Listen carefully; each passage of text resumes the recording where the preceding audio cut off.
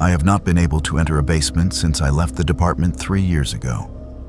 The smell alone, that combination of concrete and stale air, brings everything back with a clarity I do not want. My therapist says avoidance is not healthy, that I need to confront what happened at the Monroe County Police Department between August and November of 2021. But she was not there.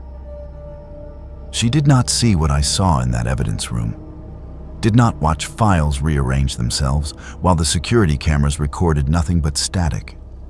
She cannot understand that some things are better left buried, even if they refuse to stay that way. My name is Carter, and for 8 months I worked as a records clerk in a precinct that should have been condemned decades ago.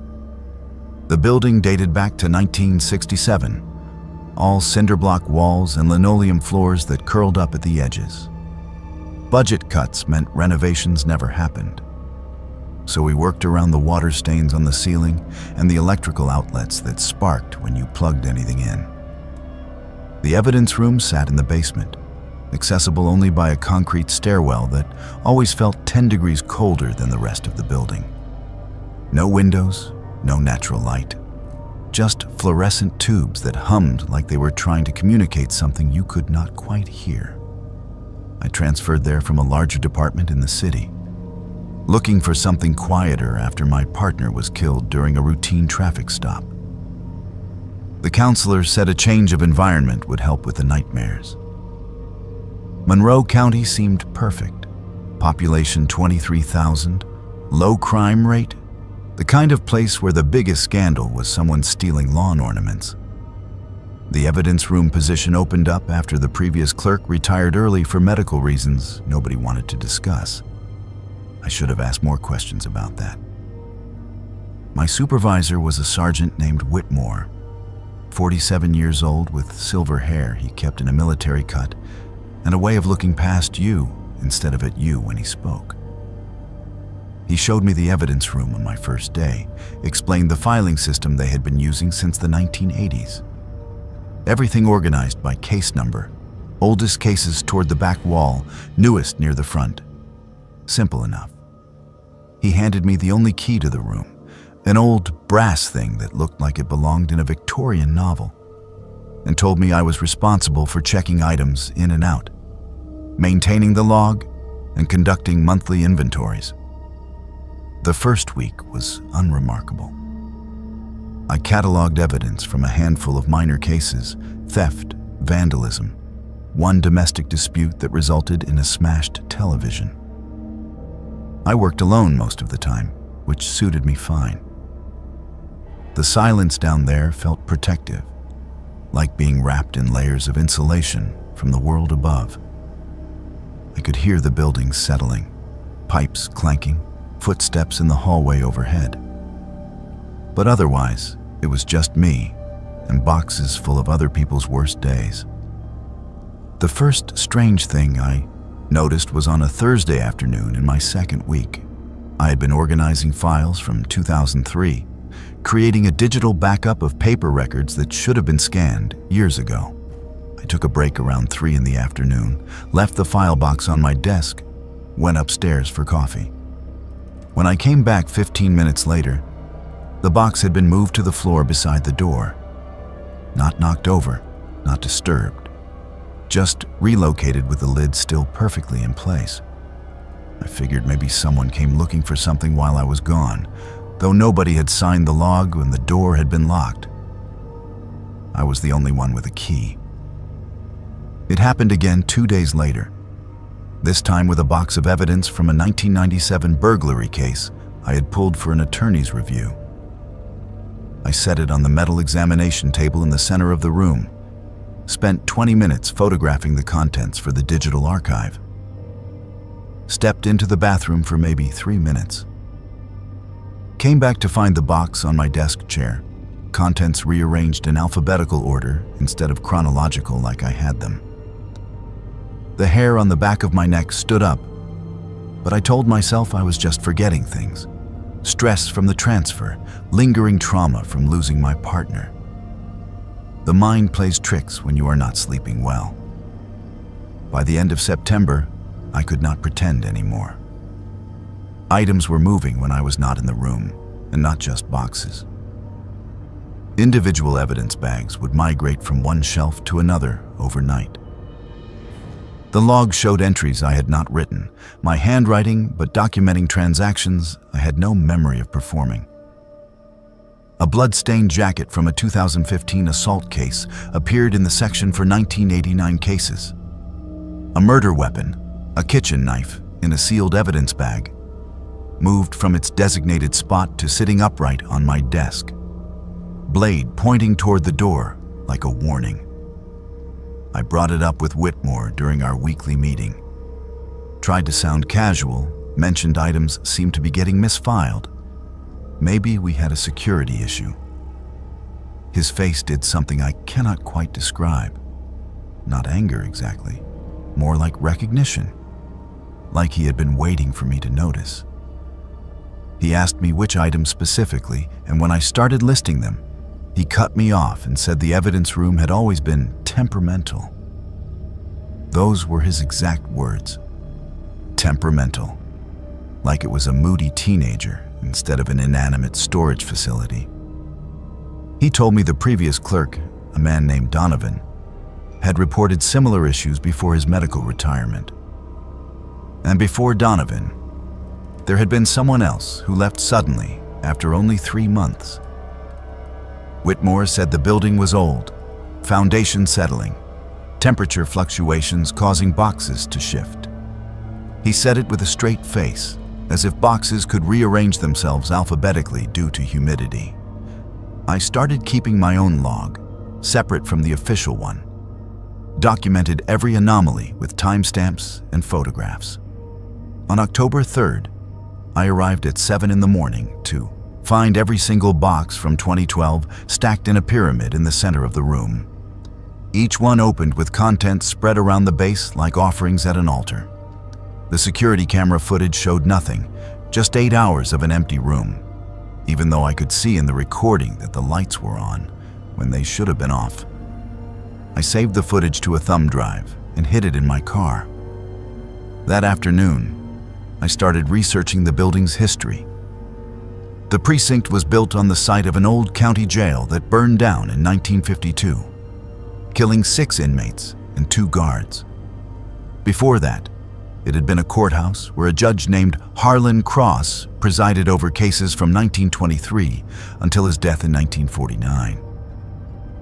I found his obituary in the county archives. It mentioned his meticulous record-keeping, how he personally maintained files on every case that came through his court, storing them in the courthouse basement where he would spend hours organizing and reorganizing them. Colleagues said he claimed the files spoke to him, told him when justice had been served and when it had not. I found something else too. Between 1952 and 1967, the vacant lot where they eventually built the precinct was used as temporary evidence storage for the county. Cases that were closed but not yet archived, physical evidence that needed to be held for appeals or retrials. Hundreds of boxes sitting in a metal shed on that exact spot, the same ground where my evidence room now stood. And during those 15 years, 4 different evidence custodians reported breakdowns, hallucinations, one of them walking into traffic claiming files were chasing him. I stopped going down there alone. Started propping the door open so I could hear if anyone was coming down the stairs. But the things I was seeing were not being caused by people. On October 19th, I watched a case file from 1987 slide off a shelf by itself, fall to the floor, and open to a specific page. A missing persons case, a woman named Rebecca Marsh, who disappeared after leaving work one night, never found. Case went cold. I picked up the file and saw someone had written in fresh ink at the bottom of the last page. Check 2019 traffic fatality, victim Marsh, Rebecca M. Same handwriting as the rest of the file, same pen, but the ink was wet. I checked. We had a 2019 traffic fatality.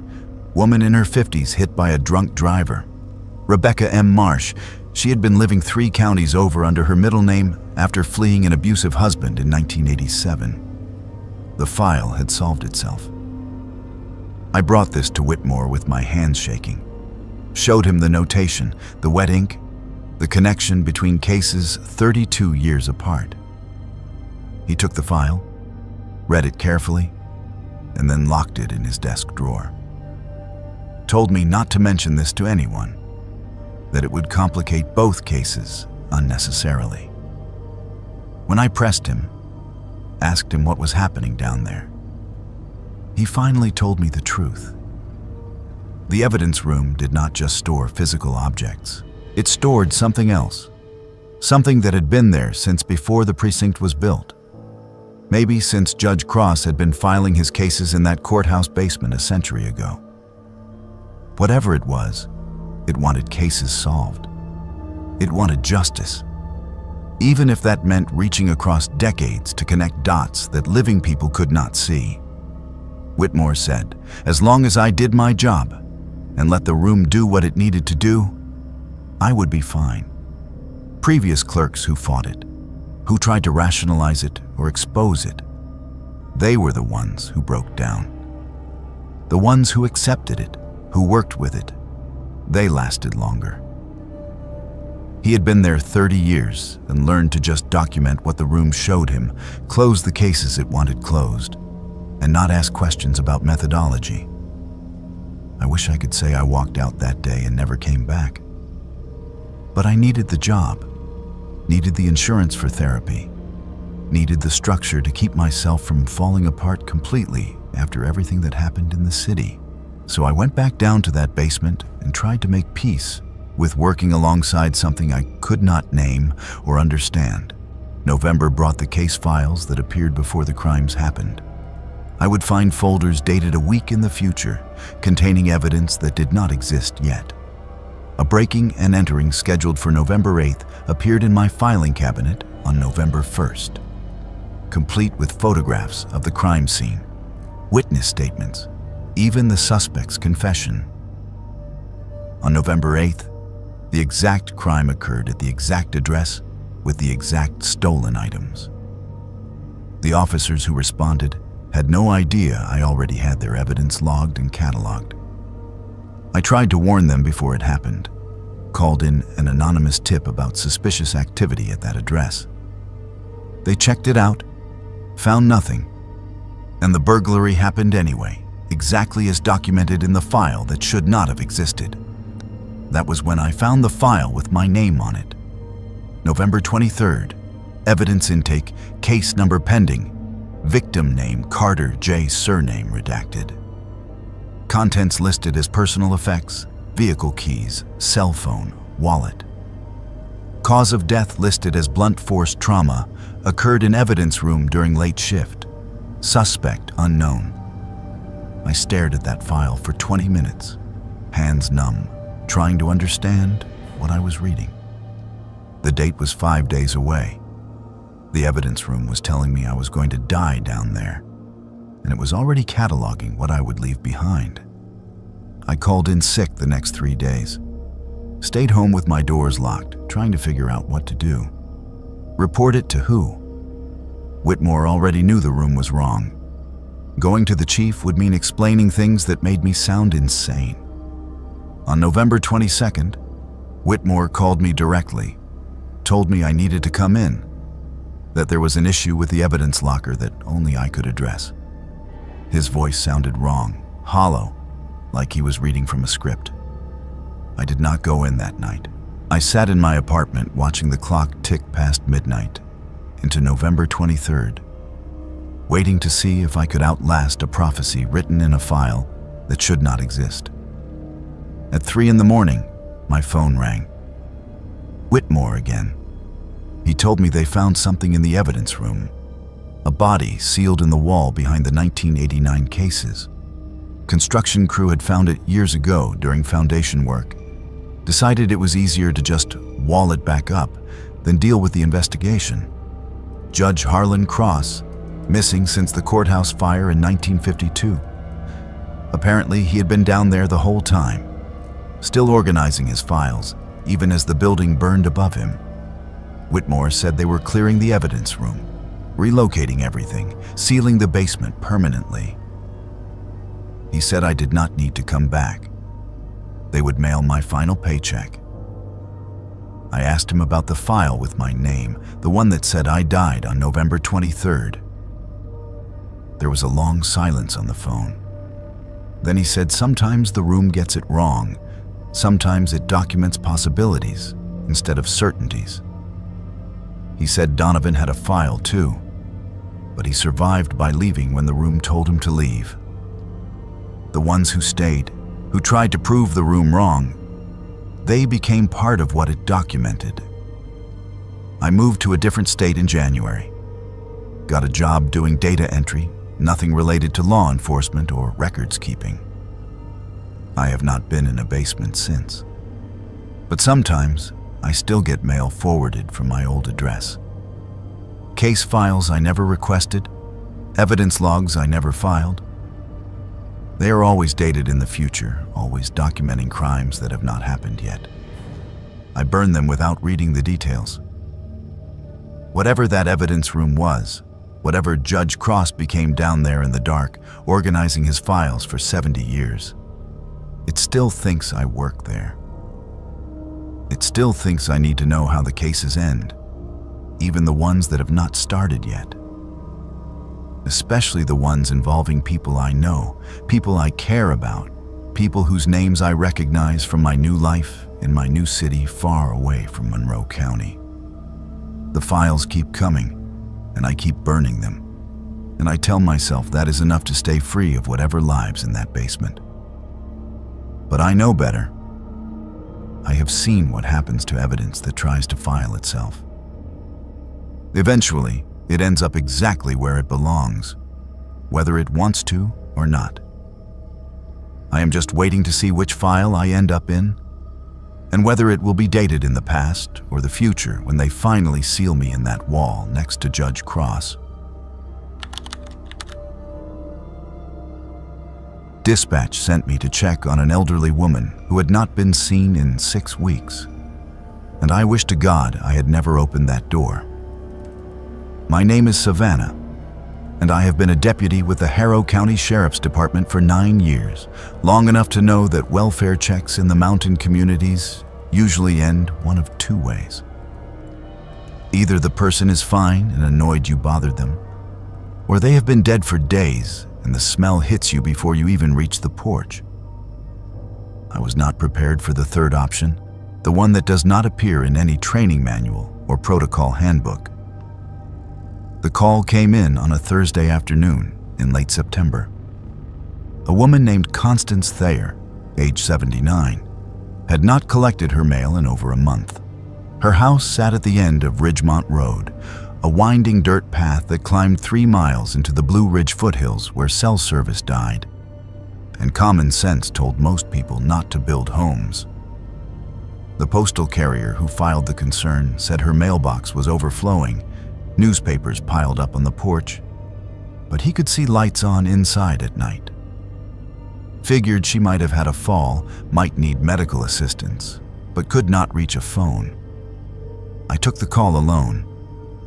Standard procedure for a welfare check in that area. The department was stretched thin, and sending 2 deputies on what would probably be a false alarm or a retrieval of someone who died peacefully in their sleep felt like a waste of resources. I radioed my location to dispatch at 14:47 hours and started up the mountain road with my windows down, breathing in that pine-thick air that always smelled like rain even when the sky was clear. The Thayer house appeared after the 7th switchback, a small clapboard structure painted yellow decades ago but faded to the color of old bone. The porch sagged in the middle, and black mold crawled up the north wall like fingers reaching for the roof. 3 rocking chairs sat empty, moving slightly in the wind that came down from the ridge. The mailbox at the road was indeed overflowing, stuffed with catalogs and bills and weekly circulars dating back to August 15th. I documented everything with my body camera, called out as I approached the porch, standard welfare check procedure. Sheriff's Department, Mrs. Thayer. I am here to check on your welfare. Can you hear me? No response. I knocked on the door frame, 3 solid raps that echoed inside the house. Waited 30 seconds. Knocked again. Through the window beside the door, I could see into a living room that looked like it belonged in a museum exhibit about Appalachian life circa 1960. Floral wallpaper, a wood-burning stove, photographs in oval frames covering every surface, and candles, dozens of them, burning on the mantel and the side tables and the windowsills.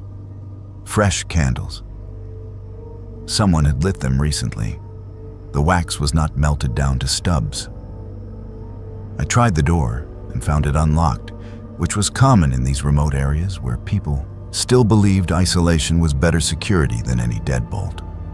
The smell that greeted me was not decomposition like I expected. It was herbs, sage, and something sharper I could not identify, burning in clay bowls placed around the room in a pattern that looked deliberate. Protective, maybe, though I could not have said what it was meant to protect against.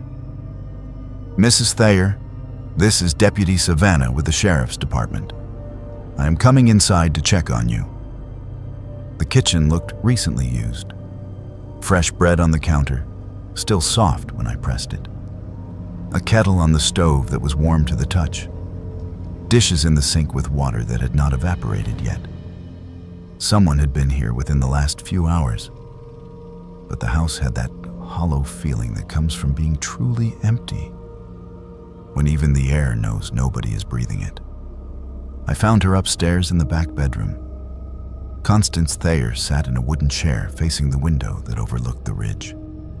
Her hands folded in her lap, her eyes open and staring at something I could not see. She was alive. I could see her chest moving with shallow breaths. But she did not respond when I spoke to her, did not turn her head when I moved into her line of sight, did not blink when I waved my hand in front of her face. I called for medical on the radio, but got only static. Too deep in the mountains, too much rock between me and the repeater tower. I would have to drive her down myself or go back to the road to call for an ambulance. But when I touched her shoulder, tried to help her stand, she finally spoke. Not in English. The words came out in a rhythm that sounded like prayer or chant, syllables that clicked and rolled in a way human mouths do not usually move. Her eyes stayed fixed on the window. I pulled back and tried again, what I hoped was a calming voice. Mrs. Thayer, can you understand me? Do you know where you are? She stopped chanting, turned her head slowly until she was looking directly at me. Her eyes were clear, sharp, completely lucid. When she spoke this time, it was in English, but with an accent I could not place. Too old, too regional, like hearing recorded voices from the 1800s. You should not have come before moonrise. I felt my stomach drop in that instinctive way. Your body knows something is wrong before your brain catches up. I asked her what she meant. Told her I was there to help, that people were worried about her. She shook her head, just once, and pointed to the floor. I looked down and saw what I had missed when I first entered the room. Symbols drawn in ash, covering the floorboards in concentric circles around her chair. The same symbols I had seen on fence posts, driving up the mountain, carved into trees, painted on mailboxes in white that glowed faintly in the dim light. They've been taking care of me, she said. And I knew she did not mean family or neighbors. Bringing food, lighting candles, keeping the wards fresh. But you come too early. Moon has not risen, yet. You cannot leave until it does. I told her I did not understand, that I needed to get her medical attention, that she had been reported missing essentially, and people were concerned. She laughed, and the sound had too many tones in it, like multiple voices laughing at slightly different pitches. Nobody reported me missing, Deputy. They know exactly where I am. They know exactly what I am doing here. You, the only one who does not know. And that is a problem for both of us now. I tried the door. It was locked from the outside somehow, though I had not heard anyone come up the stairs. I tried the window, but it would not open. Sealed shut with something that looked like wax, but was hard as concrete when I tried to chip it away with my fingernail. My radio was dead. Phone showed no signal, and the sun was starting to drop toward the ridge outside. Mrs. Thayer watched me try every exit, every window, every possible way out of that room. When I finally stopped, breathing hard and fighting down panic, she gestured to the chair beside hers. Might as well sit. We got about 2 hours until moonrise. I will explain what I can, though knowing may not help you any. I sat because standing felt like it was using energy I might need later. She told me she had been born in that house 83 years ago, not 79 like the record said. Her mother had been born there too, and her grandmother before that. All the way back to the first Thayer woman who settled on that ridge in 1823 after walking out of the deep woods with no memory of where she came from and a gift for knowing things before they happened. The Thayer women kept something contained on that mountain, something that lived in the old places, the caves and hollows where the land remembered what it was before humans came and tried to tame it.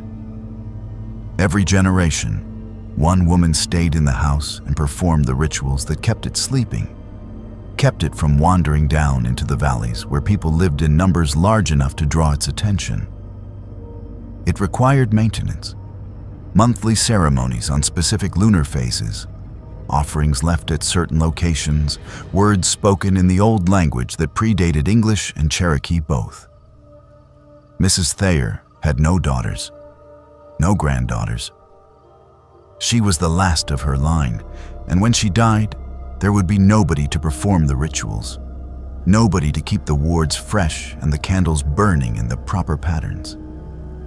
She had accepted this years ago, made her peace with being the last guardian of something the world had forgotten about. But the thing in the mountain had not forgotten about her, and it knew when the rituals started to fail, when the wards weakened, when the last Thayer woman began to run out of time. "So they come help me," she said, gesturing vaguely toward the window. "The people in the valley. They learned from their grandparents, who learned from theirs. When I got too old to walk to the sacred sites, they walked for me. When I could not remember all the words, they spoke them with me.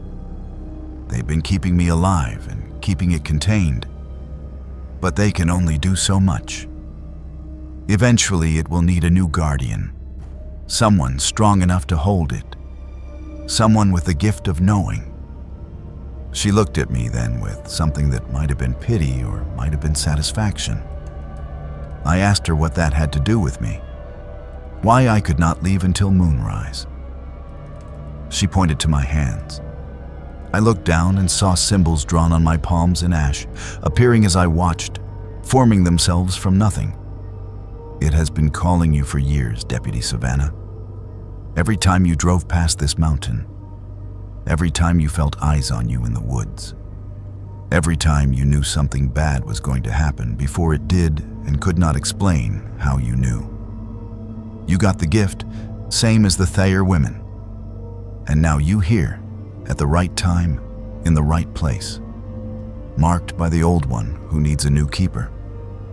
I tried to wipe the ash off my hands, but it had already soaked into my skin, part of me now in a way that made my throat close with fear. I told her this was insane, that I was leaving, that I would break the window if I had to. She did not try to stop me, just watched as I picked up the chair and swung it at the glass. The chair shattered. The window did not crack. The sun touched the ridge outside, painting everything orange and red. Mrs. Thayer stood slowly, joints cracking, and walked to the window. I could see movement in the trees now, people climbing the path to the house. The neighbors she mentioned, the ones who had been helping her maintain the rituals. 10 of them, maybe 12, carrying candles and bowls and bundles of herbs. They entered the house without knocking, their footsteps on the stairs perfectly synchronized. They came into the room and formed a circle around Mrs. Thayer and me. I recognized some of them from my patrols, the man who ran the general store in Ridgemont, the woman who taught at the elementary school, the mechanic who fixed my patrol car last winter. They looked at me with eyes that held no surprise, as if they had been expecting me, as if this had all been arranged long before I received that welfare check call. Mrs. Thayer began to chant in that clicking, rolling language. The others joined her, and the symbols on the floor started to glow with light that did not come from the candles. I felt something shift in the room, in the air, in my own chest, where my heart should have been beating, but instead felt like it was being held gently in hands I could not see. The moon rose outside, full and white and too large for the sky. The symbols on my palms burned without heat. Mrs. Thayer collapsed slowly to the floor, her breathing shallow, her purpose fulfilled. The others continued chanting, and I understood now why I could not leave, why the door had locked, why the symbols had chosen my skin. I am Deputy Savannah. I have been with the Harrow County Sheriff's Department for 9 years. I live in the Thayer house now. I perform the rituals on the correct lunar phases. I speak the words in the old language that I somehow know without having learned them. The people from the valley bring me food and light candles and help maintain the wards when my hands shake too much to draw the symbols correctly. I filed my resignation from the department, citing personal reasons. My captain did not question it, did not ask why I was moving to a remote mountain house with no cell service and roads that become impassable in winter. He just nodded and said he understood, and I knew he was one of them. One of the people who had always known what lived on that mountain and what was required to keep it contained. I wait now for the next deputy to respond to a welfare check. I wait for the next woman with a gift to drive past and feel eyes on her in the woods. I wait for the moonrise each month and perform the ceremonies that keep something old and hungry from wandering down into the valleys.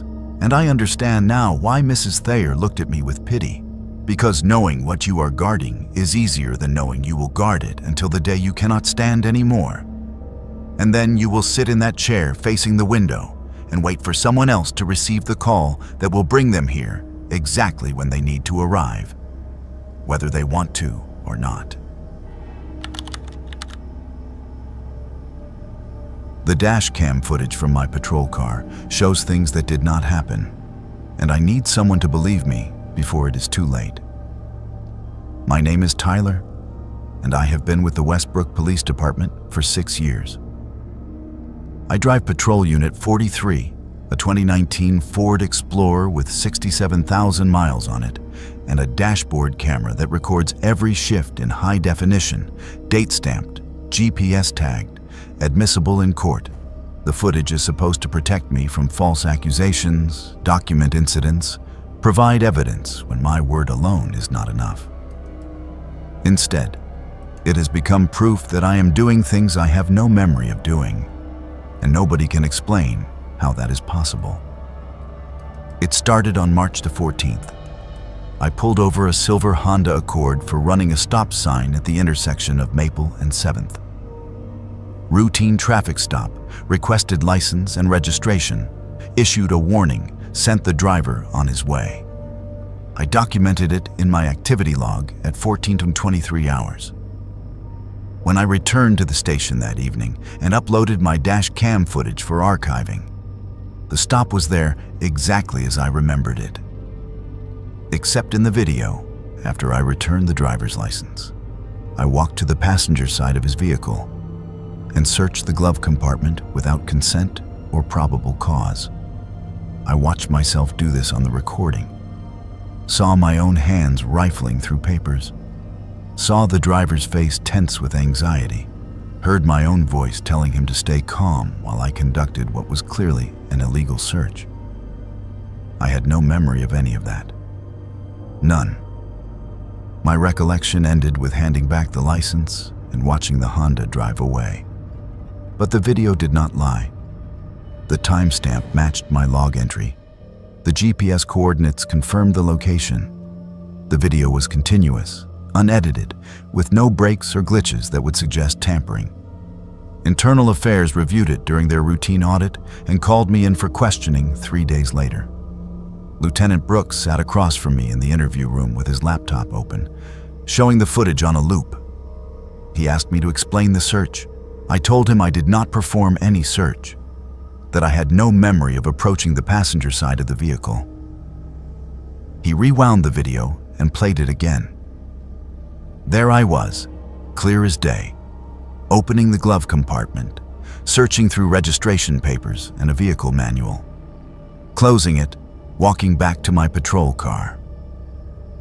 Brooks pointed out that the driver did not file a complaint, that technically no violation was documented. But he wanted to understand why I would conduct a search without cause and then fail to report it.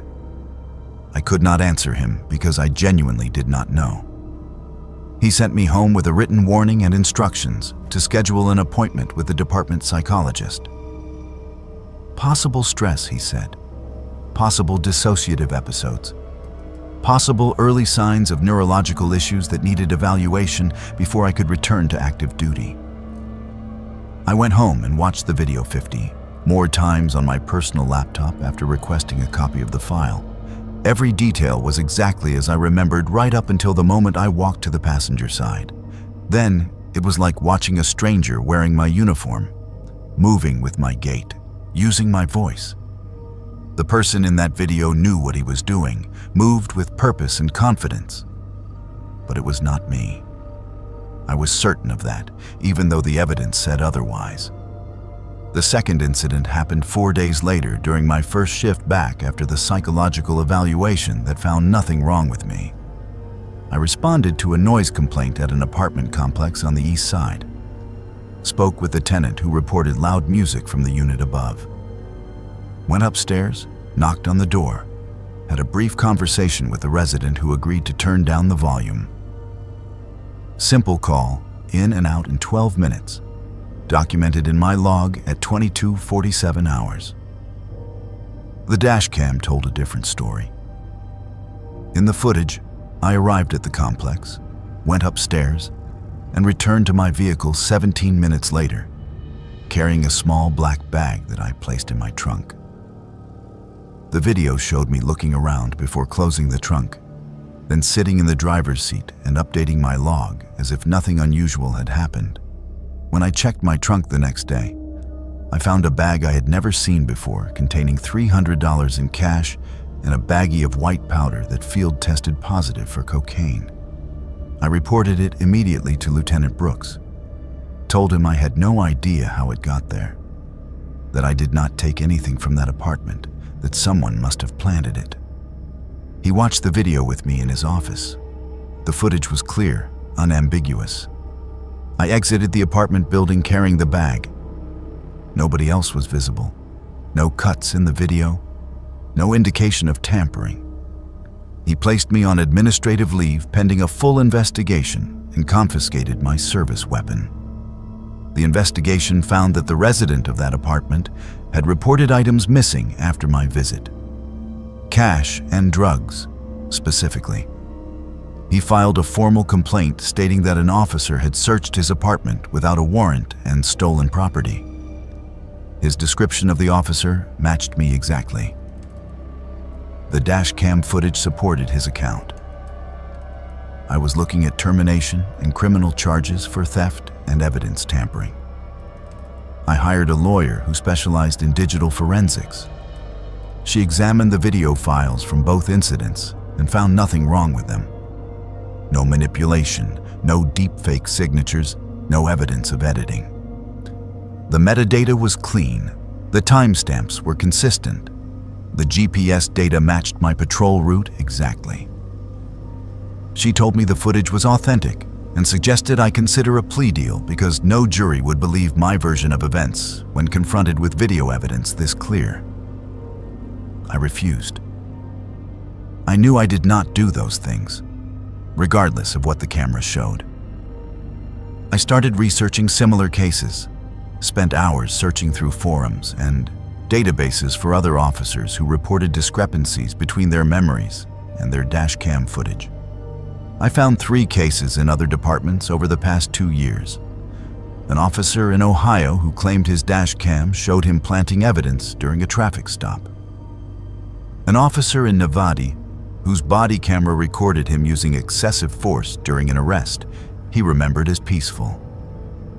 An officer in Maine who watched himself on video conducting unauthorized surveillance of a residence he had never visited. All 3 officers were terminated. All 3 maintained their innocence. All 3 had clean records before the video evidence surfaced. And all 3 had reported one additional detail that made my hands go numb when I read it. They claimed to have seen themselves in real time, doing things they were not doing, as if they existed in 2 places simultaneously. I started watching my dash cam feed in real time instead of just reviewing it later. Set up my laptop in the passenger seat with a live connection to the camera system, splitting the screen so I could see both the dash cam view and my actual surroundings.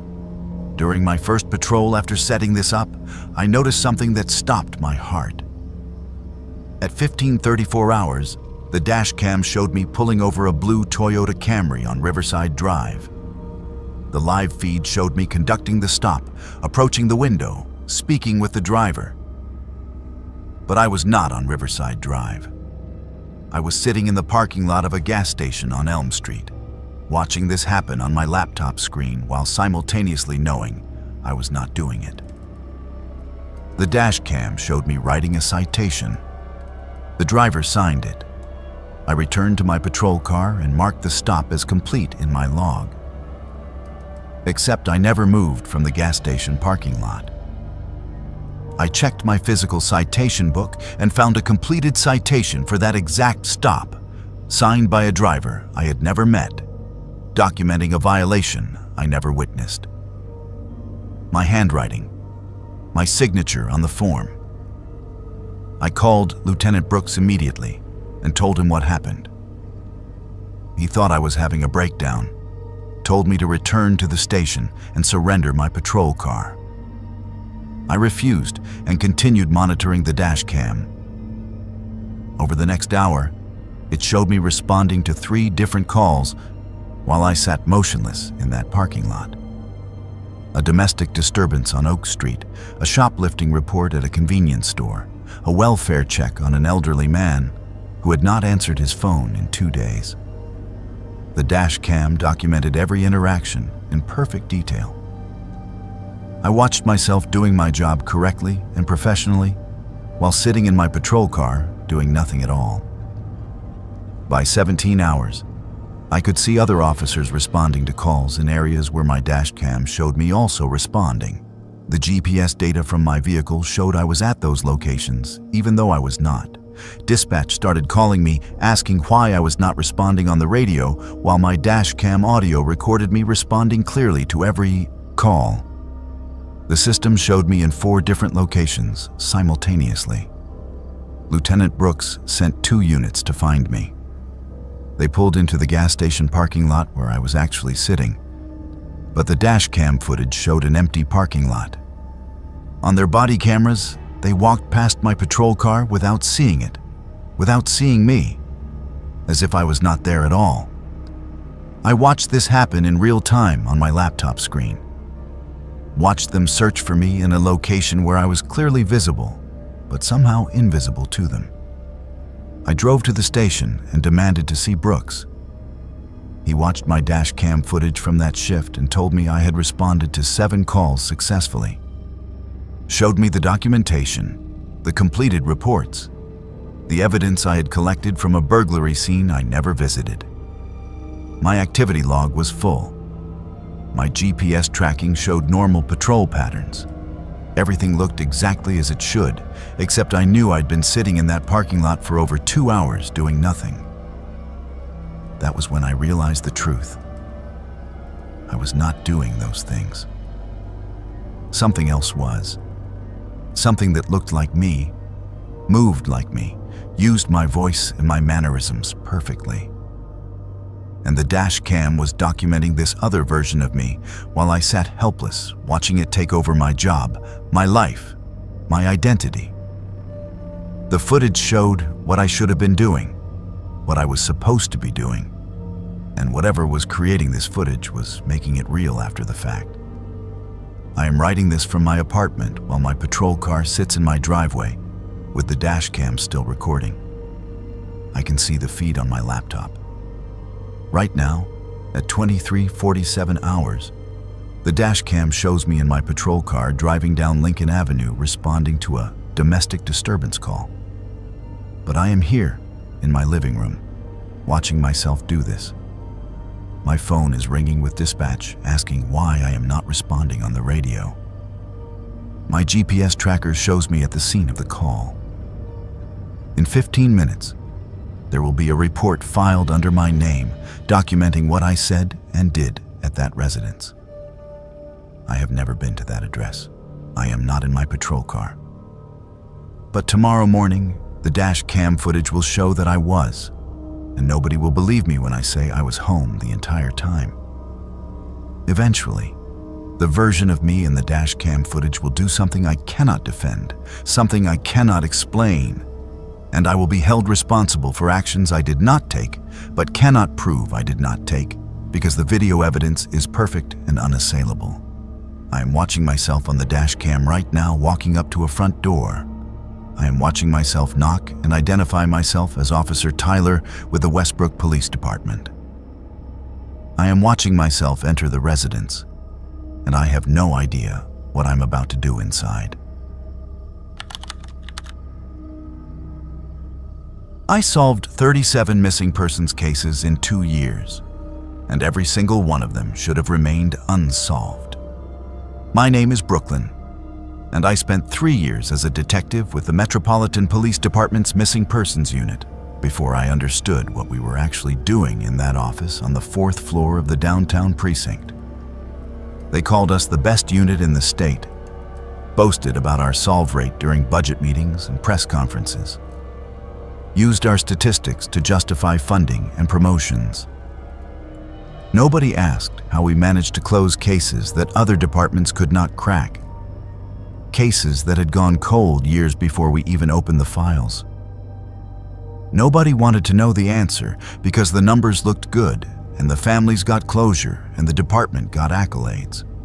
I know now that ignorance was a choice we all made, and I am paying for that choice every single day. I transferred to missing persons in January 2022 after 4 years working robbery. My captain recommended me for the position, said I had the right instincts, the kind of analytical mind that could see patterns others missed. The unit consisted of 6 detectives, all senior officers with decades of experience.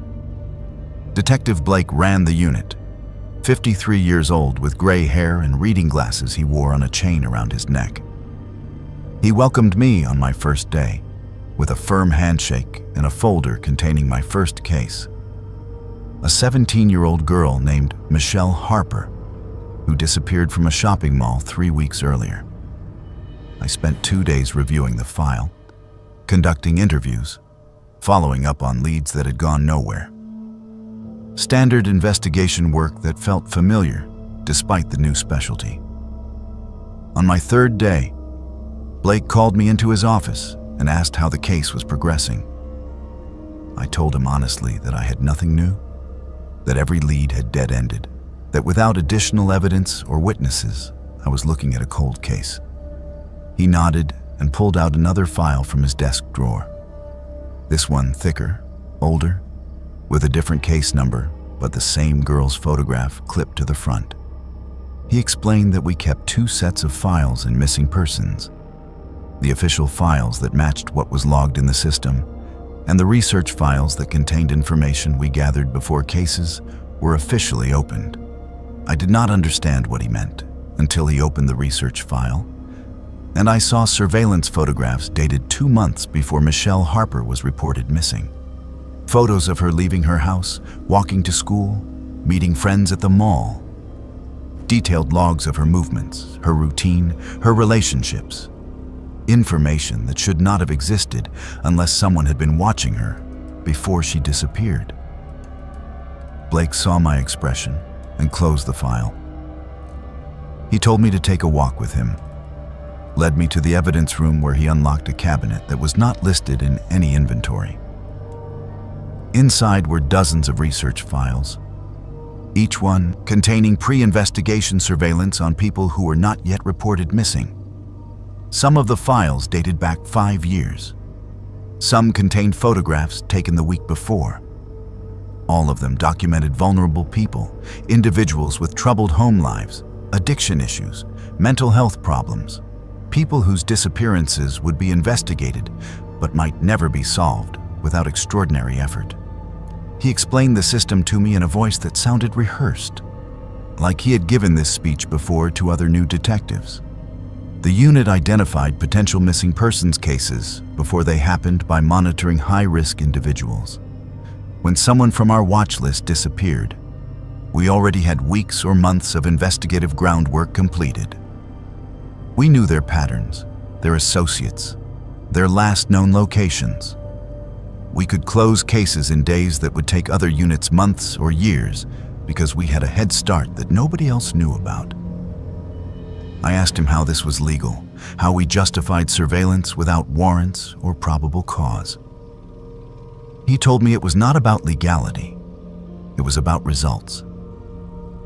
The families did not care how we found their missing loved ones. They only cared that we found them.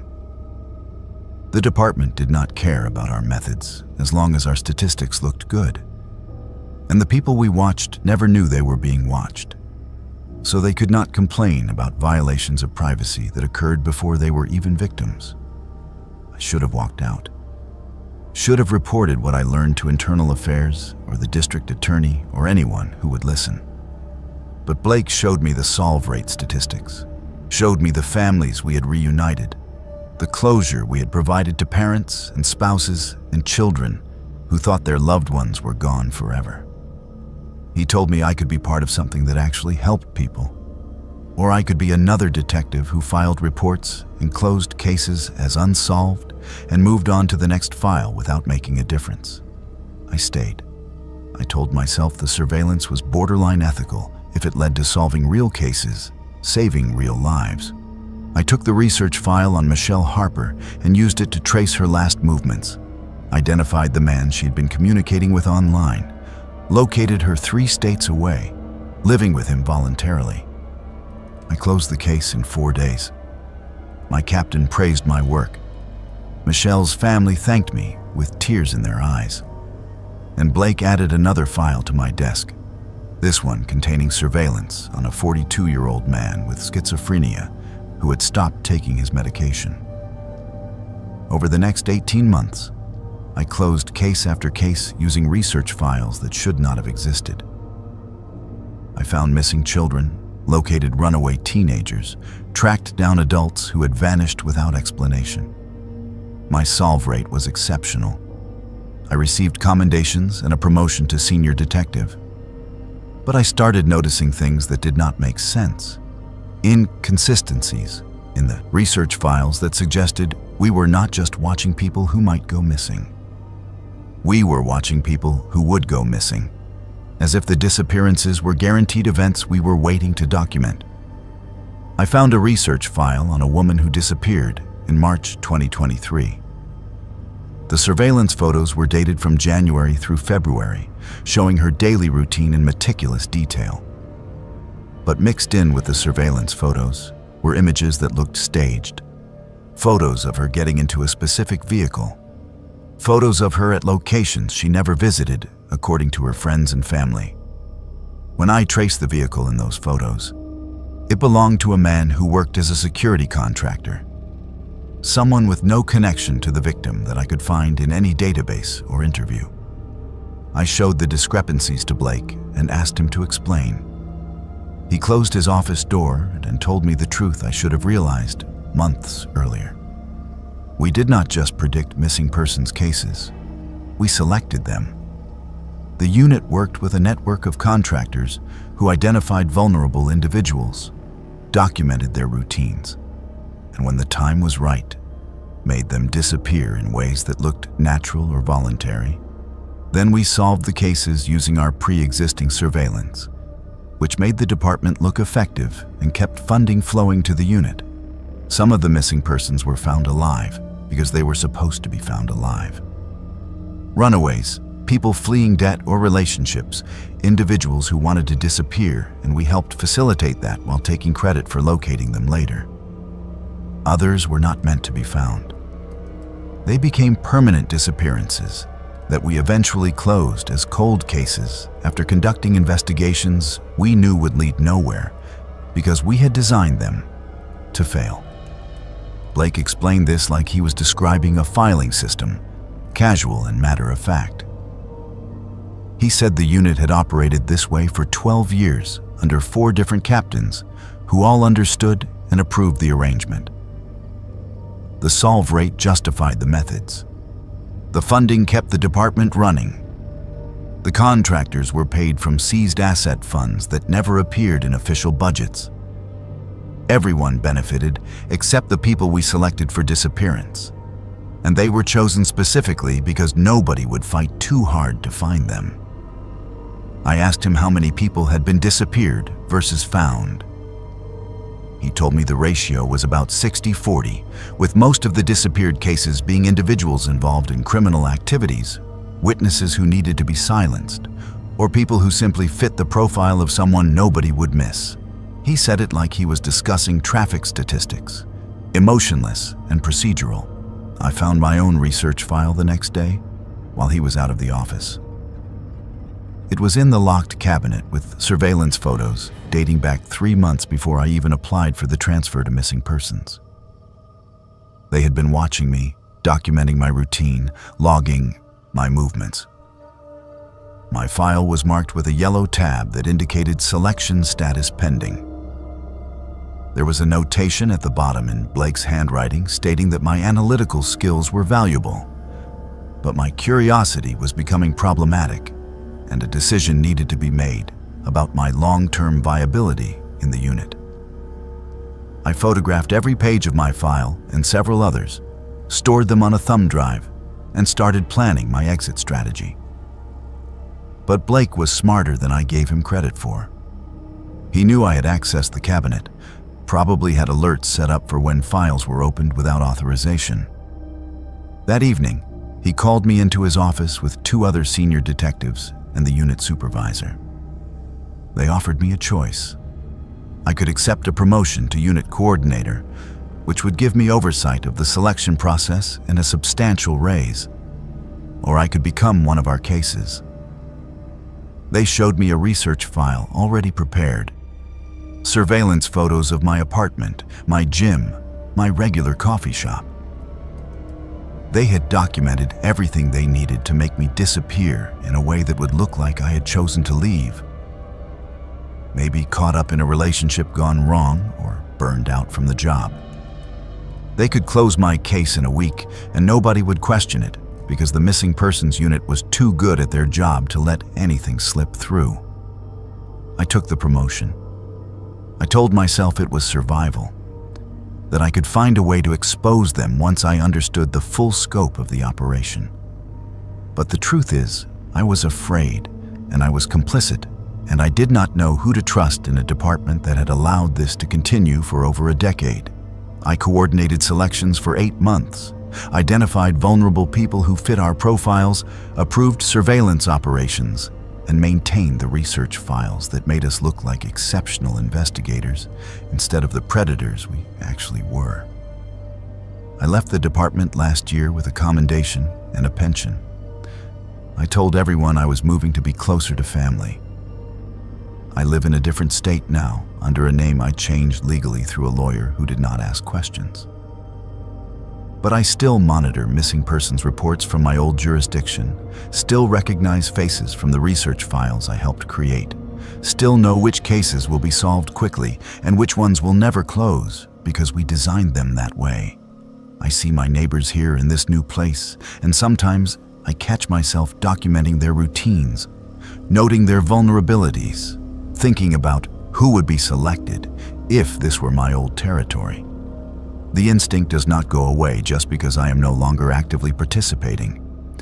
And I know Blake still has my file, still has those surveillance photos, still knows where I am and what I'm doing, because people like him always keep insurance on former members of the unit.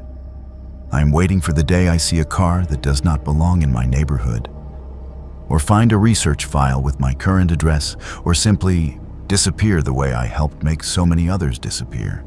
The only question is whether they will let me be found, or if I will become one of the cold cases we never intended to solve. I went into interrogation room C at 4 in the afternoon and came out 3 weeks later, even though the clock said only 20 minutes had passed. My name is Piper, and I have been a patrol officer with the Riverside Police Department for 7 years. I conduct interviews when necessary, take witness statements, assist detectives with suspect questioning when they need an extra officer present for safety. Routine police work that should not involve temporal anomalies or experiencing time in ways that violate every law of physics I learned in high school. But Interrogation Room C does not care about physics or logic or the fundamental structure of reality. It operates according to rules nobody understands, and I am one of the few people who experienced those rules directly and lived to document what happened. The call came in on October 9th regarding a shoplifting incident at a pharmacy on Westbrook Avenue. The suspect, a man named Jaden who appeared to be in his mid-20s, was cooperative and agreed to come to the station voluntarily to provide a statement. Standard procedure for a minor theft. We could have handled it with a citation, but he wanted to explain his side, claimed there was a misunderstanding about whether he intended to pay for the items. I transported him to the station, processed his information, and walked him to Interrogation Room C at 16:14 hours, according to the logbook I signed. The room looked exactly like every other interrogation room in the building. Gray walls, metal table bolted to the floor, 2 chairs, a mirror on one wall that allowed observation from the adjacent room, a camera mounted in the corner for recording. The fluorescent lights hummed at a frequency that always gave me a headache if I stayed too long. I had conducted dozens of interviews in that room without incident. Nothing about it seemed unusual or wrong. I sat down across from Jaden and began with the standard opening. Advised him he was not under arrest, that he was free to leave at any time, that anything he said could be used in court if charges were filed. He nodded understanding and folded his hands on the table. I asked him to describe what happened at the pharmacy. He opened his mouth to answer, and the lights flickered once. When they stabilized, something felt different about the room, something I could not immediately identify. I looked at my watch. 17 hours. 3 minutes had passed, which felt right. Jaden was staring at me with an expression I had not seen a moment before, something like recognition mixed with resignation. I asked him again to describe the incident. He shook his head slowly and said, "You always start with that question, every single time. And I always tell you I have been in this room for months."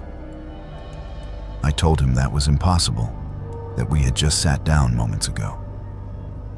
He pointed to the wall beside the door. I turned and saw scratch marks carved into the paint. Thin lines grouped in sets of 5. The universal prison counting method. Hundreds of marks covering the wall from floor to ceiling. I stood up and examined them, ran my fingers over grooves that felt real, that had depth and texture. They had not been there when we entered the room. I was certain of that. I tried the door handle. It turned, but the door would not open, as if something on the other side was holding it closed. I knocked hard, called out to the officers I knew were working the hallway outside. No response. The observation window showed an empty room on the other side, which was wrong because someone should have been monitoring the interview. I pulled out my radio and keyed the mic. Static. My cell phone showed no signal and a time that read 16:17, frozen on those numbers even as I watched the seconds refuse to advance. Jaden sat quietly at the table, watching me with tired eyes. When I turned back to him, he gestured at the chair and said I might as well sit because there was nothing I could do to leave until the room decided to release me. His voice sounded older than it should have, worn down by something I did not yet understand. I demanded to know what he meant. He told me he had been brought to Interrogation Room C 4 months ago for questioning about a different shoplifting incident. The officer who interviewed him asked the same opening questions, advised him of his rights, requested a statement. Then the lights flickered and everything changed. The officer did not remember entering the room, started the interview over from the beginning. When the officer tried to leave, the door would not open. They spent what felt like weeks in that room together before the officer eventually disappeared during one of the interview resets, and Jaden found himself alone. He said other officers had come and gone since then, each one experiencing the same cycle. They would enter, conduct an interview, the lights would flicker, and time would reset for them, but not for him. He watched them repeat the same questions, give the same advisements, exhibit the same confusion when they realized the room was not functioning normally. Some stayed for hours before vanishing during a reset. Others stayed for days. He had been keeping count of the resets by carving marks on the wall, estimating that each mark represented roughly 1 day of subjective time experienced in the room. I looked at the camera in the corner. The red recording light was on, but the lens was pointed at an angle that should have been impossible given how it was mounted. I could see my own reflection in the camera lens, except the reflection showed me sitting at the table weeks from now, my uniform disheveled, my face exhausted. I looked away quickly and felt my stomach turn over. The clock on the wall read 16:17. My watch read 16:17, but I could feel time passing in a way that did not match those frozen numbers. My heart beat 60 times per minute, my breathing followed normal patterns, but the externals, markers of time, refused to advance. Jaden said this was how it always started. The realization that you were trapped in a moment that was stretching infinitely without ever moving forward. I asked him what happened to the other officers who had been in the room. He said they disappeared when the interviews reset, but he had started finding evidence that they were still there somewhere. Personal items appearing on the table that had not been there before. Voices coming through the walls, speaking in conversations he could not quite hear. Shadows under the door that moved when nobody should have been in the hallway. He believed the room was experiencing every interrogation that had ever occurred in it simultaneously. That all the questions and answers and confessions and lies were happening at once in a space that existed outside normal time. Sometimes he could hear fragments of other interviews overlapping with ours. Suspects from different cases answering questions asked by officers he never saw. He said if I listened carefully, I would hear it too. I listened. At first, there was only the hum of the fluorescent lights and our breathing. Then I started to hear voices, faint and distant, echoing through the walls like they were traveling from very far away. A detective questioning a murder suspect, a sergeant interviewing a witness to an assault, a rookie officer taking a statement from someone who sounded terrified, all of them existing in the same space, separated by something thinner than walls, speaking over and across each other in a cacophony that should not have been possible. the lights flickered again. When they stabilized, I was sitting at the table across from Jaden, and I was advising him of his rights, asking him to describe what happened at the pharmacy. But I had already done this. I remembered doing this. I stopped mid-sentence and looked at my watch. 16:17, the same frozen time. But I felt like hours had passed since I first sat down. Jaden just nodded and said, "See, it resets. And each time it resets, you forget a little more. Eventually, you will not remember entering the room at all. You will just exist here in an eternal interview loop, asking the same questions forever while time accumulates around you." I stood up again and examined the wall more carefully. Among the scratch marks, I found names carved into the paint. Officer names I recognized from department rosters, some recent, some dating back years.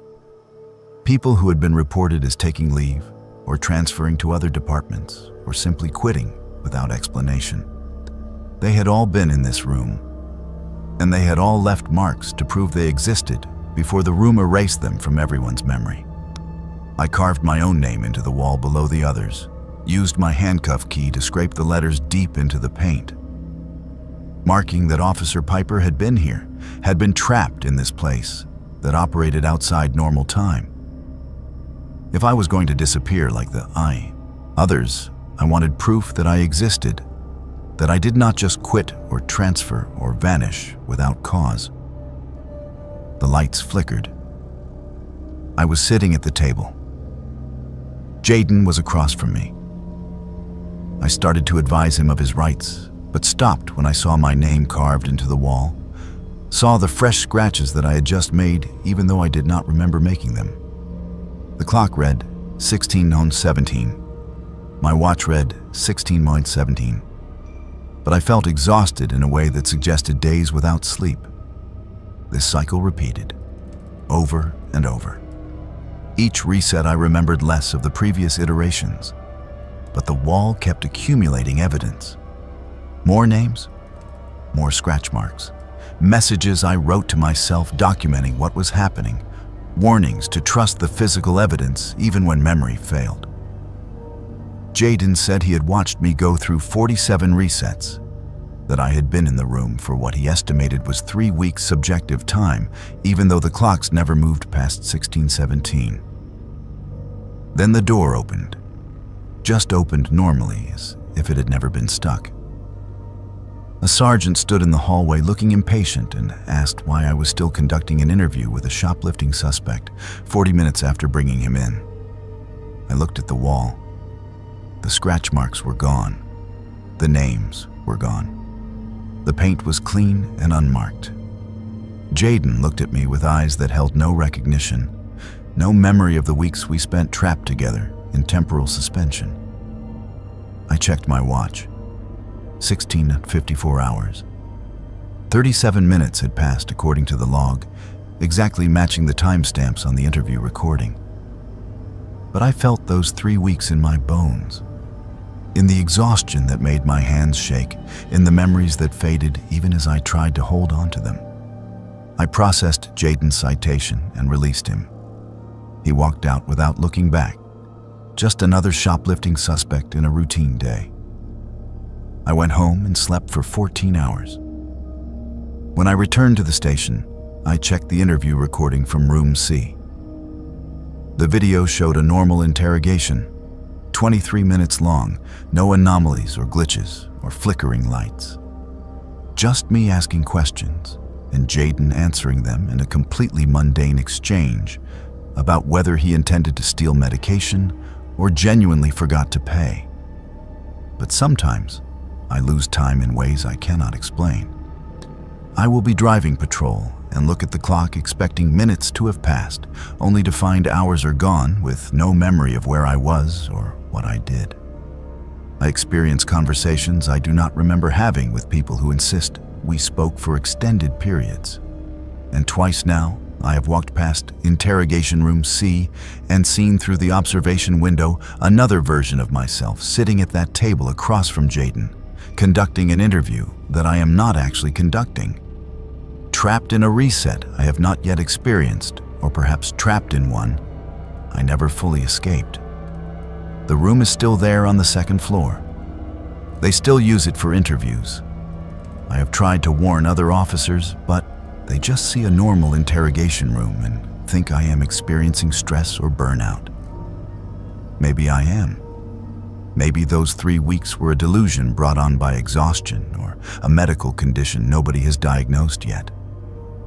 But I carved my name in that wall, and even though the paint showed no marks when I checked later, I know what I experienced was real.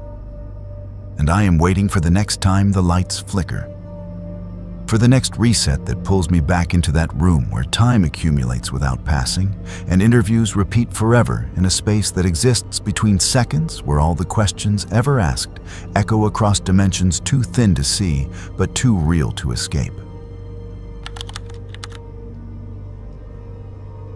I have pulled over the same car 73 times, and Aurora always knows exactly what I'm going to say. My name is Colton, and I work as a state trooper on Highway 41, a stretch of road that runs through empty farmland and forest for 87 miles without a single town large enough to have its own police department. Most of my shifts involve monitoring speed, responding to occasional accidents, and dealing with the profound boredom that comes from watching the same landscape pass by hour after hour. At least, that was my experience until 3 months ago when I pulled over a silver Nissan Altima doing 78 in a 65 zone and triggered something I still do not understand and cannot escape. The first stop happened on August 7th at 22:43 hours. Standard procedure. I activated my lights, the vehicle pulled over immediately, no evasion or delay. The driver was a woman who appeared to be in her early 30s, with dark hair and a calm expression that seemed unusual for someone being stopped by state police at night on an isolated highway. She had her license and registration ready before I reached the window. Handed them to me through the opening, she rolled down exactly 4 inches. Her name was Aurora Shaw, according to the license. No warrants, no priors, clean driving record. I asked if she knew why I stopped her. She said speeding, which was correct.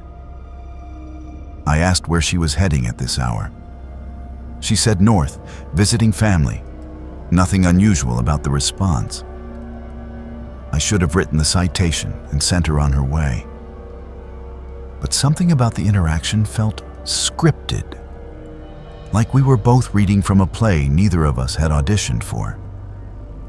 When I asked if she had anything illegal in the vehicle, she said, "You always ask about the trunk." I had not asked about the trunk, had not mentioned it at all. But she said it like I had already spoken those words, like this conversation had happened before, and she was responding to questions I had not yet asked. I told her I did not ask about the trunk, and she just smiled and said, "You will." The conversation continued with this strange sense of déjà vu that had no reasonable explanation. Everything I planned to say, she anticipated by seconds. When I asked if I could search the vehicle, she said yes before the question was fully formed. When I walked to the trunk and requested she open it, she was already pressing the release button. The trunk contained nothing illegal or suspicious. Just a suitcase, a road atlas, and a blanket. I issued her a warning and watched her drive away north on Highway 41 until her taillights disappeared into the darkness. The second stop happened 2 nights later. Same stretch of highway, same time, 22:43 hours exactly. Silver Nissan Altima doing 78 in a 65. I recognized the plate number before I even activated my lights. When I approached the window, Aurora had her license and registration ready, handed them. Through the opening, she rolled down exactly 4 inches. Everything identical to the first stop, every word, every gesture. When I asked if she knew why I stopped her, she said speeding, and then added, "And you are going to ask about the trunk again, even though you already know there is nothing there." I tried to change the script. asked her different questions, took a different approach to the conversation. But she responded to the questions I would have asked in the original stop, not the ones I was actually asking, like she was experiencing a different version of the encounter than I was. The trunk search yielded the same results. Same suitcase, same atlas, same blanket. I issued another warning and watched her drive north again until her taillights vanished. After the fifth identical stop, I started documenting everything in detail. Times, dates, exact conversations, weather conditions, everything that might help me understand what was happening. Each stop occurred on my regular patrol shift at 22:43 hours on the same quarter-mile stretch of Highway 41. Aurora's vehicle was always doing 78 in a 65. She always had her documents ready, always rolled the window exactly 4 inches, always anticipated my questions about the trunk. I tried not stopping her, watched her pass my position doing 78 and let her go without activating my lights. But my patrol log showed I had conducted a traffic stop at 22:43 hours anyway, documented the encounter, issued a warning. The paperwork existed in my citation book in my own handwriting, even though I never wrote it. My dash cam footage showed the stop happening, showed me approaching the vehicle and conducting the search. But I had no memory of doing any of it, because I had deliberately stayed in my patrol car and watched her drive past. I requested the dispatch recordings for those nights. They showed me calling in the traffic stop, running the plate number, clearing the scene. My voice on the recordings describing actions I did not remember taking. Other troopers started mentioning seeing me conduct the same stop multiple times, asked why I kept pulling over the same vehicle in the same location. I told them I did not know why, which was the truth. But they assumed I was running some kind of investigation and stopped asking questions. On the 27th stop, I decided to change the outcome. Instead of searching the trunk and finding nothing, I would refuse to search it. Just issue the citation and end the encounter differently. Maybe breaking the pattern would break whatever was causing this loop. When Aurora pulled over and I approached, she said before I could speak, "You are going to try something different tonight, but it will not work. The trunk has to be searched. That is when it happens." I asked her what happens in the trunk. She looked at me with an expression I had not seen in any of the previous stops, something like sadness mixed with resignation. She said, "In about 15 minutes, I die in a collision 3 miles north of here. The car leaves the road, hits a tree, I am killed instantly. You find me during your next patrol sweep. That happened 2 months ago on the night you actually stopped me for speeding. But something broke when I died. Time folded back on itself. Now we are stuck in the minutes before it happens, repeating this stop over and over, because the universe is trying to prevent what comes next." I told her that was impossible, that she was sitting in front of me alive and speaking. She shook her head and said I was not talking to her. I was talking to an echo, a recording of the last conversation she had before the collision. The real Aurora died on August 7th at 22:58 hours, 3 miles north of this location, after I released her from the traffic stop. My patrol log from that night confirmed it. Buried in the documentation I had not reviewed carefully, because I was focused on the repeated stops rather than what came after. I pulled up the incident report on my mobile computer. There it was, filed by me at 23:14 hours on August 7th. Single vehicle fatal collision, silver Nissan Altima. Driver identified as Aurora Shaw, deceased at scene. No other vehicles involved. Cause determined to be driver error combined with road conditions. I had responded to that call, had documented the scene, had watched them remove her body from the wreckage. But if she died that night, how was I pulling her over repeatedly afterward? Aurora or whatever was speaking through her echo, explained that the stops were not happening after her death. They were happening instead of her death. Every time I pulled her over, time reset to 22:43 and gave her another chance to survive past 22:58. But she could not survive because the collision was inevitable, coded into whatever was causing the loop. The best she could do was delay it by seconds, stretch out the final 15 minutes of her life across infinite repetitions. She said I could try to stop her from leaving, arrest her on false charges, disable her vehicle.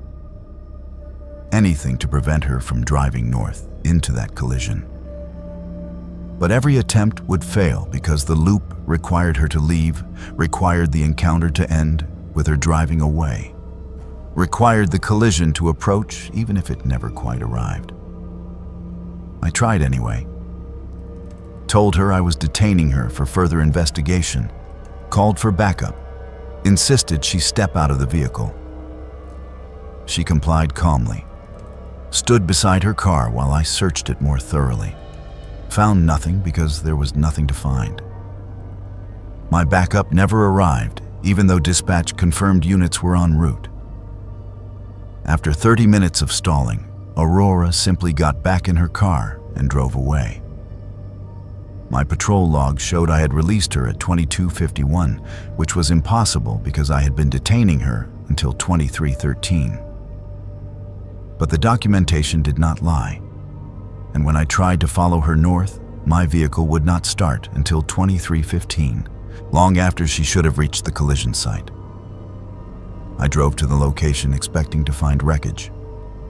The road was empty. No skid marks, no broken tree, no evidence of any collision. I returned to my patrol route, confused and exhausted. The next shift, I pulled her over again at 22:43 hours.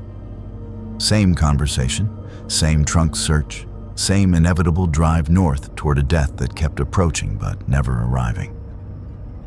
I am writing this during my 73rd identical traffic stop. Aurora is sitting in her vehicle waiting for me to complete the trunk search so she can drive north. She knows I will find nothing. She knows I will issue a warning. She knows she will drive away and die at 22:58, 3 miles from here. And she knows tomorrow I will pull her over again at 22:43 and we will repeat this encounter exactly as we have 72 times before. I asked her on the 50th stop if she wanted me to find a way to break the loop. She said no. The loop was better than the alternative. In the loop, she got to live those 15 minutes over and over, got to experience being alive, even if it was the same brief experience repeated infinitely. Breaking the loop meant accepting her death, letting time move forward past 22:58 into a future where she did not exist. She preferred the repetition. I think I understand now why I keep pulling her over even when I try not to.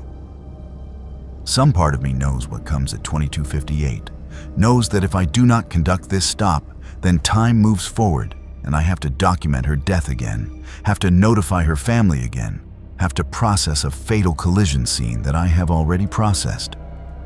The loop protects me too, keeps me in a moment where she is still alive and I am still just conducting a routine traffic stop. But sometimes I wonder if I am the one who died on August 7th. If maybe I had a heart attack or a collision of my own during my patrol. And this loop is my mind's way of avoiding the moment of death. Maybe Aurora is trying to tell me something I do not want to hear. Trying to make me understand that we are both echoes repeating the last moments of our lives because moving forward means accepting what we cannot change. Maybe the trunk search is not about finding evidence. Maybe it is about checking to see if I am still real, if this interaction is still happening, if either of us can escape into a future that neither of us will reach. I am going to close the trunk now. She will drive north. And tomorrow at 22:43, I will pull her over again and search the trunk again and wonder if this is the night one of us finally understands how to stop. The station basement is not on any blueprints, and I know this because I checked every archive after I found what they keep down there. My name is Mackenzie, and I have been a sergeant with the Central District Police Department for 11 years. I earned my rank through solid police work, passed every promotion exam, maintained a clean record, and never questioned what happened in the parts of the station where patrol officers were not supposed to go. That willful ignorance ended 6 months ago when I went looking for old case files and discovered a door that should not have existed, leading to a space that violated every principle I thought this department stood for. It started with a simple records request from a defense attorney looking for evidence from a 2011 assault case. The file was supposed to be in the basement storage area, where we kept closed cases older than 5 years. I had been down there dozens of times, knew the layout well enough to navigate without checking the directory board. Rows of metal shelving holding boxes organized by year and case number, adequate lighting, temperature control to preserve paper records, standard archival storage that every department maintains for legal compliance. I found the 2011 section and started searching for the case number. The box I needed should have been on the third shelf, but that spot held a different case entirely. I checked the adjacent boxes thinking someone had misfiled it, then expanded my search to the entire 2011 section. Nothing. I was about to call the records clerk to ask if the box had been moved when I noticed the wall behind the shelving looked wrong. Not structurally wrong, just dimensionally inconsistent with how I remembered the room being laid out. I moved several boxes and discovered the shelving unit was mounted on wheels, designed to roll aside like the compact storage systems some departments use to maximize space. I pulled the unit away from the wall and found a door painted the same gray as the concrete, nearly invisible when the shelving was in place. No label, no signage, no indication of what was on the other side. The handle turned easily when I tried it, unlocked and apparently in regular use based on how smoothly it operated. The door opened onto a stairwell descending deeper into the building's foundation than should have been possible. The station was built in 1978 on a concrete slab with a single basement level for storage and mechanical systems. There was no sub-basement on any architectural plan I had ever seen. But the stairs went down at least another full story, ending at a hallway illuminated by motion sensor lights that clicked on as I descended.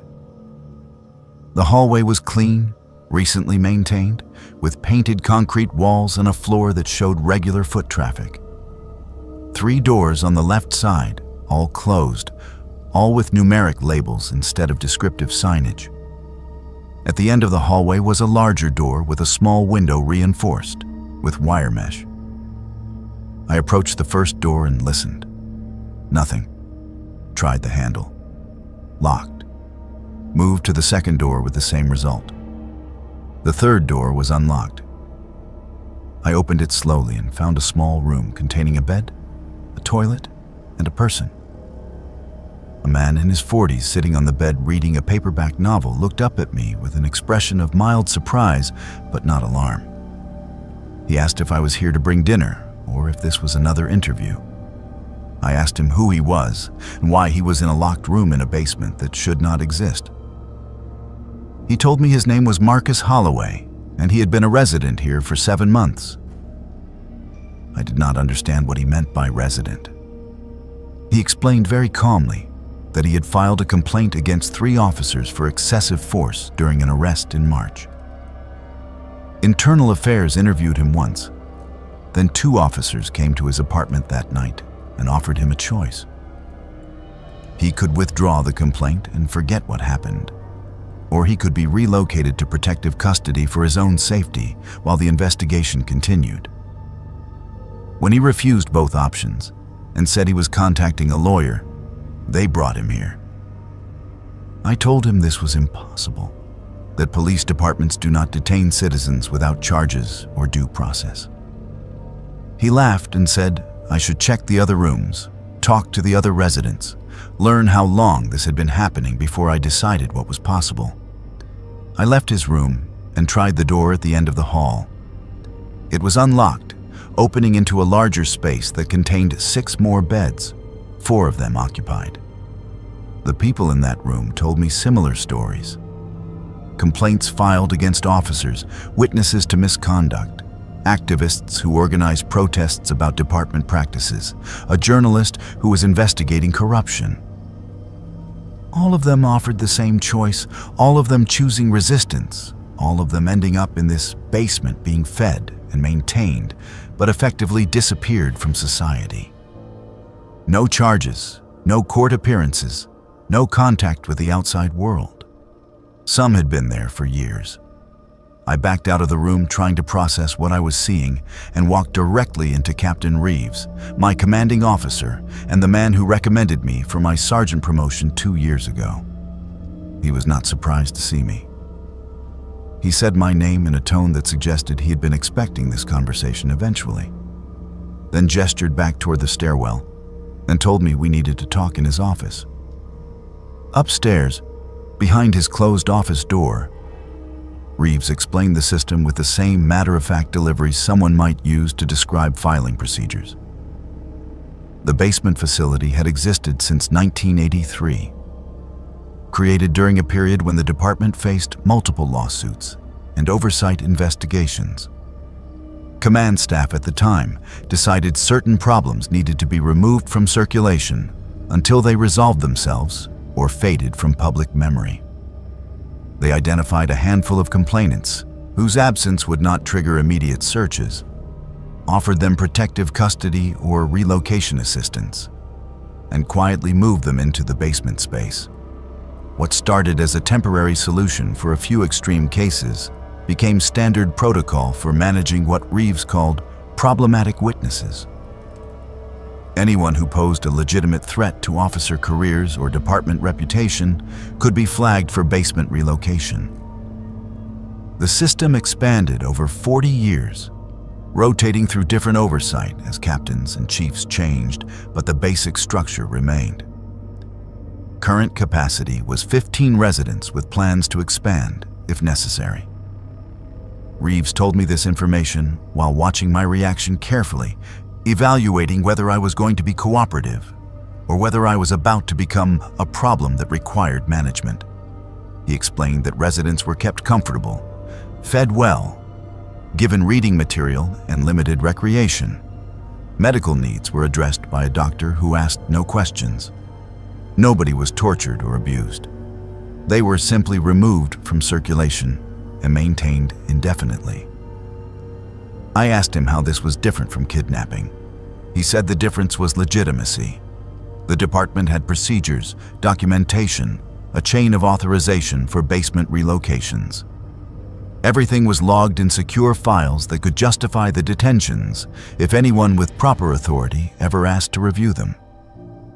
The residents were classified as protective custody witnesses in ongoing internal investigations that never actually closed. Legally questionable, but defensible if framed correctly. He asked me what I planned to do with this information.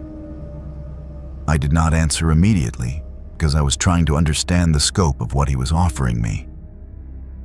He filled the silence by opening a file on his desk with my name on it. Inside were performance reviews, commendation letters, and a promotion recommendation to lieutenant that had apparently been drafted but not yet submitted. He said I could sign the recommendation and join the small group of supervisors who knew about the basement and helped maintain operations. Or I could choose the alternative. The alternative was obvious. Residents who refused to cooperate or posed ongoing problems were eventually relocated to the basement themselves. Officers who discovered the facility and reacted poorly became residents. The system protected itself by absorbing threats rather than eliminating them. Reeves showed me 3 personnel files for officers who had worked at the station years ago and were now listed as resigned or transferred to other jurisdictions. All 3 were currently in the basement. One had been there for 6 years.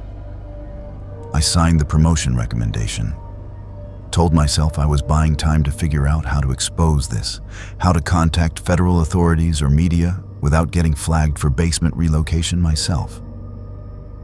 But that was a lie I told myself to justify what I knew I was actually doing. I was survival and career advancement over principles that suddenly felt very abstract when confronted with the reality of becoming a permanent basement resident. I have been a lieutenant for 5 months now. I coordinate the rotation of officers who deliver meals and supervise the basement facility. I review files on potential new residents and make recommendations about who should be offered the choice and who should simply be relocated without negotiation. I maintain the documentation that justifies all of it in language that sounds official and necessary. Last week, I flagged a community organizer who has been documenting traffic stop patterns and organizing complaints about racial profiling. She will be offered the choice soon. I tell myself she will probably accept relocation assistance, and this will end quietly. But I know if she refuses, I will approve her basement transfer and add her file to the secure cabinet where we keep records that will never be audited or questioned. I see my reflection in the window of my office sometimes and barely recognize the person looking back. I became a police officer because I believed in justice and protecting people who could not protect themselves. Now I protect a system that disappears people who threaten our statistics and our funding. I escort new residents to their rooms and tell them it is for their own safety while they wait for investigations that will never conclude. The worst part is not the moral compromise or the knowledge that I am complicit in something that violates every oath I took. The worst part is how easy it has become, how quickly I learned to rationalize each decision, how naturally I slipped into thinking about people as management problems rather than human beings with rights I am supposed to defend. I have escorted 7 people to the basement in 5 months. I remember their names, but I do not think about their faces anymore, because thinking about them makes it harder to do my job. I will probably retire from this department in 15 years with full pension and commendations for exemplary service. Nobody will ever know about the basement facility because everyone who discovers it either joins us or becomes a resident. The system is perfect in its self-protection. And I am part of that system now, willingly, because when given the choice between standing up for what was right and protecting myself, I chose exactly what most people choose when the consequences become real instead of theoretical. I chose survival and told myself there was no other option, even though I know that was never true.